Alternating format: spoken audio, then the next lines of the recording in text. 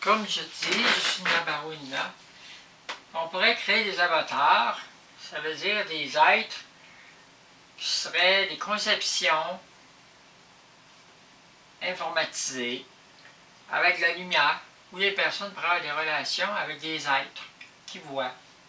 On pourrait créer des êtres dans l'espace par des rayons photoniques, puis avoir des relations avec par la lumière.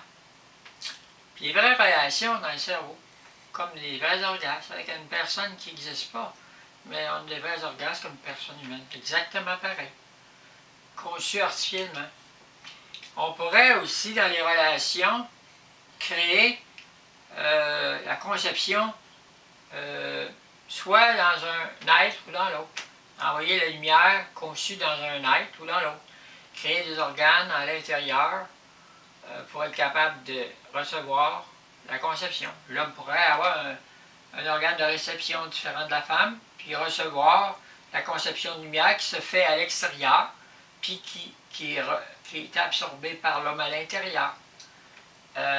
Aussi, on pourrait concevoir l'enfant à l'extérieur, et puis après ça, l'envoyer par un capteur, l'envoyer sous forme d'un processus électrique dans un genre de grands hôpitaux, comme des espèces d'utérus artificiels, où la conception est continue dans un utérus artificiel, où la mère n'a pas apporté l'enfant, le père non plus.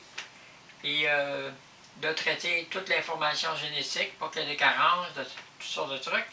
Et puis après ça, quand c'est prêt, les parents vont le chercher. Donc, ils ont des enfants, ils peuvent avoir autant d'enfants qu'ils veulent en mesure qu'ils ont les moyens de les faire vivre, évidemment. Mais ça ne donne pas les problématiques de porter un enfant. Tous les troubles d'accoucher. Alors, ça se fait par la lumière. C'est tout par la lumière.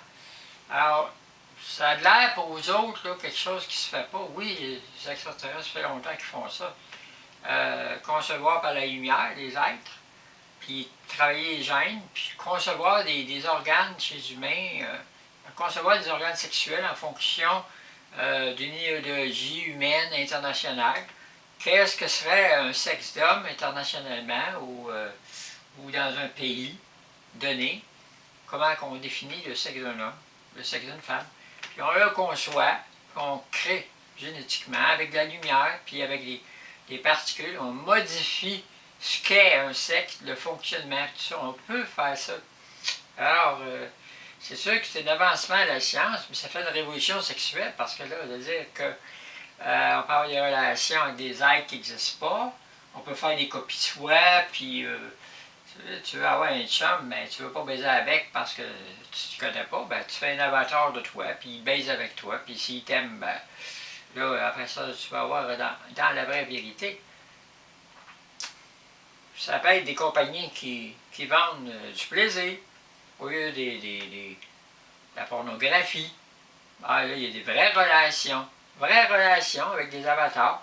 Des avatars dans les ordinateurs, des avatars en lumière dans ton salon. Alors, ça peut être dans ton lit. Un avatar qui arrive dans ton lit, puis tu baises avec. Alors, ça va venir comme ça, des êtres de lumière qui sont conçus artificiellement, qu'on peut faire apparaître dans le lit, puis baiser avec.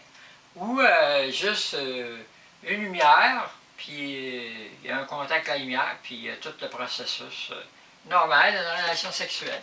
Alors, je vous laisse avec ça parce que mes occupés de mon appareil de ma caméra est à terre un peu, fait que je ne peux pas abuser trop. C'est pour vous dire que la lumière, on peut aller très loin, même dans la sexualité avec ça.